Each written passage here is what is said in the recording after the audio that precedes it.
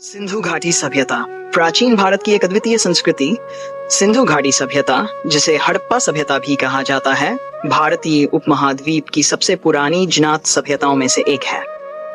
यह सभ्यता लगभग 3 ईसा पूर्व से 600 ईसा पूर्व के बीच फल फूल रही थी और इसकी प्रमुख स्थलियां वर्तमान पाकिस्तान और उत्तर पश्चिम भारत में स्थित हैं।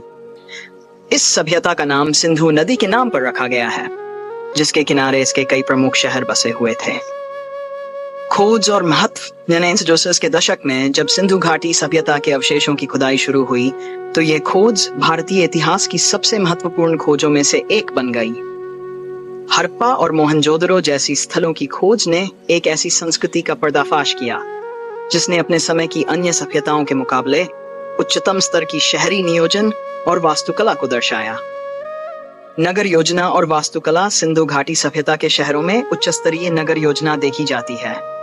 यहाँ की सड़कें चौड़ी और सीधी थीं, जो एक ग्रिड पैटर्न में व्यवस्थित थीं।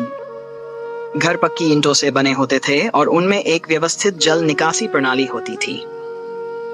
मोहनजोदड़ो में एक महान स्नानागार की खोज हुई है, जो इस बात का प्रमाण है कि इस सभ्यता के लोग स्वच्छता और स्वास्थ्य को महत्व देते थे। आर्थिक जीवन सिंधु घाटी सभ्यता की अर्थव्यवस्था कृषि पर आधारित थी। गेहूं, जौ, कपास और कई अन्य फसलों की खेती की जाती थी। व्यापार भी इस सभ्यता का एक महत्वपूर्ण हिस्सा था।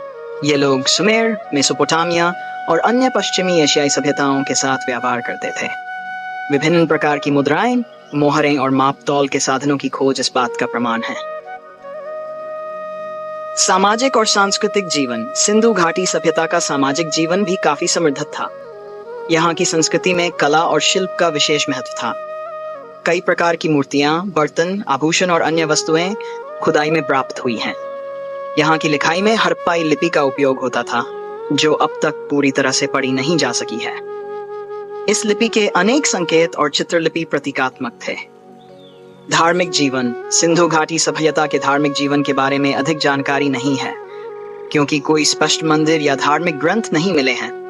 हालांकि कुछ मूर्तियों और मोहरों में ऐसे चित्र मिलते हैं जो संभवतः धार्मिक प्रतीक या देवताओं के हो सकते हैं। एक प्रमुख प्रतीक है पशुपति, जो एक योग मुद्रा में बैठे हुए दिखते हैं और उनके चारों ओर जानवर हैं। पतन के कारण सिंधु घाटी सभ्यता के पतन के कारणों के बारे में कई सिद्धांत हैं। कुछ विद्वानों का मानना है कि जलवायु परिवर्तन, जैसे कि सूखा या बाढ़, इसके पतन का मुख्य कारण हो सकता है। अन्य लोग मानते हैं कि आक्रमणकारी आर्यों ने इस सभ्यता को नष्ट कर दिया। हालांकि इस बारे में निश्चित तौर पर कुछ नहीं कहा जा सकता। निष्कर्ष, सिंधु घाटी सभ्यता भारतीय इतिहास की एक महत्वपूर्ण कड़ी है। इसकी उन्नत नगर योजना, समृद्ध सांस्कृतिक जीवन और व्यापारिक संबंध इसे प्राचीन विश्व की सबसे अद्वितीय सभ्यताओं में से एक बनाते हैं।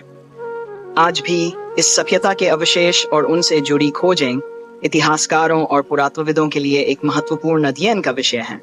इस सभ्यता की समझ हमें न केवल हमारे अतीत के बारे में जानने में मदद करती है, बल्कि ये भी दिखाती है कि हमारे पूर्वज कितने उन्नत और सभ्य थे।